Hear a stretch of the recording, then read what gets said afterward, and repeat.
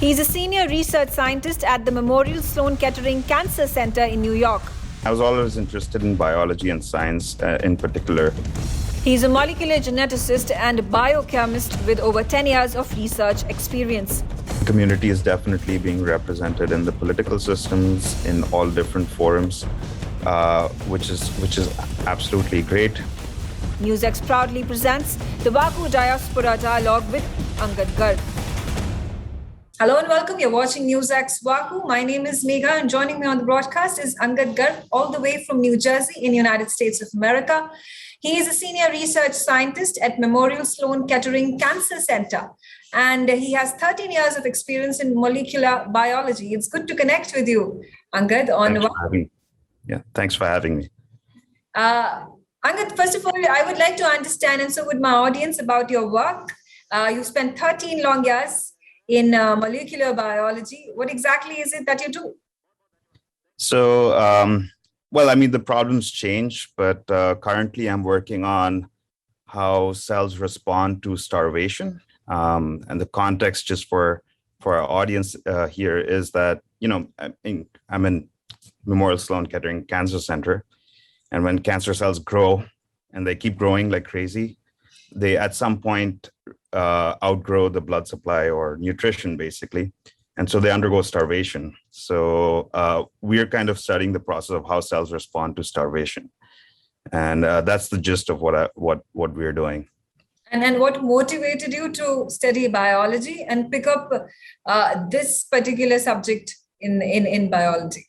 You want the long answer or you want the short one? Well, we would like to have a gist of it, right? From why were you motivated to study biology? Yeah. So, it starts from school, right?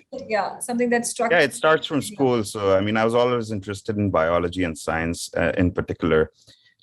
Social studies, at that time, that was on the lower end of the priority section. So I kind of picked physics, chem, and bio at the time. Those were the choices if you wanted to go into science. So I picked those subjects, and the general trend is to do medicine after that. So of course I had applied for medical entrance exams and so on and so forth. But what also I did was apply for bachelor's in science programs. And in particular at the time was this up and coming program in Acharya Narendra Dev College, Delhi University. It's called Biomedical Science, and I would thoroughly recommend it to anyone who's still interested in doing something like that. It's a beautiful program, great teachers. They're still there. My teachers are still there, fabulous teachers. So in any case, I perchanced on this opportunity to take an exam for that, and I qualified. And when I started doing that, the interest starts building up, right? Studying the subjects, very, very different from what we did in school. Your interest level grows. Did masters after that and carried on to, explore the PhD program. So had applied for PhD programs here in US. Mm-hmm. And I came to Stony Brook in New York, did my PhD there. Now I'm at Sloan Kettering. So, just briefly stating what I've done over the past 13 years, at least in my stay in the United States, has been that. So was it always in the back of your mind to get this admission in a medical college in the United States? And why were you motivated to do that? Were the facilities, the education that was being provided in India not adequate? Or what were the reasons for you to moving to United States? Well, I wouldn't say it wasn't adequate. It's just limited in number, right? So there are a few really good institutions in India where, of course, I had also applied to them as well in conjunction with applying to programs outside. But the preference was definitely to come here, experience a new research culture, experience how research is done in other countries. And in particular, at that time, US is a leader in biomedical research. And so, that was somehow a choice which got made in automation. Let's just put it that way. So, okay. So that was my intention in trying to apply for PhD programs outside of India. And Indian Americans, they are well known, in fact, stereotyped when it comes to the medical fraternity. The maximum Indians would be located in hospitals and clinics, and they are the ones at the top of the rung. It's a good stereotype to have. What has your perception been and observation been when it comes to Americans looking at Indians, and especially the medical fraternity coming from India? So let's just say that the medical field of it is a little bit different from the research arm. So I'm in the research arm of it, and the medical fraternity is somewhat different. They have a different path.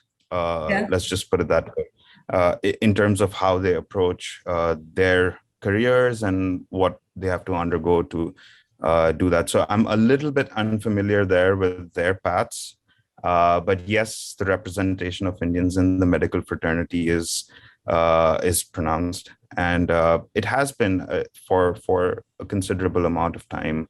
So I have my uncle who is here. He's a doctor, and he came here about more than 40 years ago. So the representation of doctors in the United States has been ongoing for a considerable amount of time. Are you also part of a lot of, or a few Indian American communities? Actually, so in New York, New Jersey area, you can basically go talk in Hindi on the streets. You'll find someone, I promise. So it's a pretty large community. I've not been part of any one particular community, but yes, I have been part of our Sloan Kettering outreach program here. I mean, it's diverse in the sense people from different countries, of course, also other researchers from India. We formulate some programs to inform the public about research and what it entails, what it's about, what our research is about. So those things we do. So I'm part of those communities, but not any Indian American community in particular. Okay. Looking at the future, are there ways and means by which you would like to give back to the Indian community and especially India through your work, through your research? Yeah, so I mean, I'm currently applying for professor positions. Hopefully, I make the cut. And, if I start a lab, I do want to, come back to India,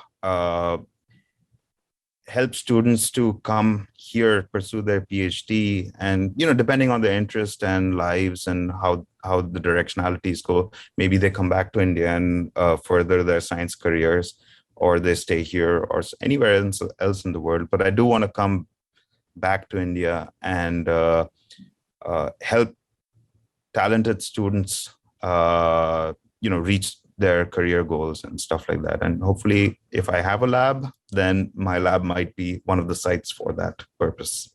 Absolutely. Okay, on that good thought, one last question that I would like to ask of you. In all these years that you have spent in America, do you feel the environment is more conducive for Indian community, Indian Americans, or for that matter, the Asian American and the Pacific Islander community to thrive better in view of the kind of representation that the Indian American community at this point in time represents? We witness them in leadership roles, not just when it comes to businesses, not just when it comes to big tech companies, but also in the political milieu. So is that a transition that we are witnessing, and is it only going to grow from here? There is, of course, always scope for this to grow, the trend to grow. There has been a definite push on representation and diversity in America, so that it kind of approaches or at least gives a very different overall view, different ideas from people of different cultures to come in and solve problems, right? So the Indian community is definitely being represented in the political systems in all different forums, which is absolutely great. There's of course room for growth. And I sure hope the immigration system here can get a bit easier for people to come in and contribute. And so that is the hope. But let's see how it goes. Political uptrends and downtrends are always there, so we don't know how it's going to go.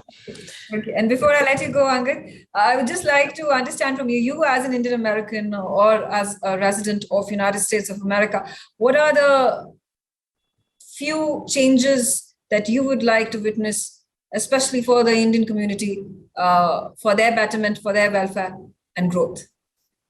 You spoke about immigration, yes. Right. So for the betterment of the Indian community, I think the change is best if it starts at home. I haven't actually been abreast with the education system now in India and what opportunities people have in India after they pursue, let's say, a career like mine. But China, for example, is really strongly investing in their research division. It really brings their researchers back home. And a similar initiative, if it were to happen in India, so as to make it conducive for people to come back home, I believe that would be the strength that India needs to further the research or science in India. And I think that would be very important. Yeah, absolutely. I think that's a pertinent thought, and the government definitely should be working towards it, especially when it comes to the brain drain that happens and the reluctance of the creme de la creme of the Indians that travel all the way to different parts of the continents from India are reluctant to come back, keeping in mind the paucity of resources and infrastructure to allow them to continue with the kind of work that they are doing abroad. But thank you so much, Angad, for sharing those wonderful thoughts and insights about your work, about your life in America, and wishing you all the very best. And you are definitely making the Indian community very proud of the kind of work and achievements that you have brought about. Thank you very much. Thank you for your kind words. Thank you for having me. Thank you. NewsX ITV network have proudly launched the VaKu Diaspora Broadcasting Network. VaKu DBN will be India's first mainstream platform dedicated to the diaspora community. Help support us. Become VaKu patrons at memboro.com/VaKu.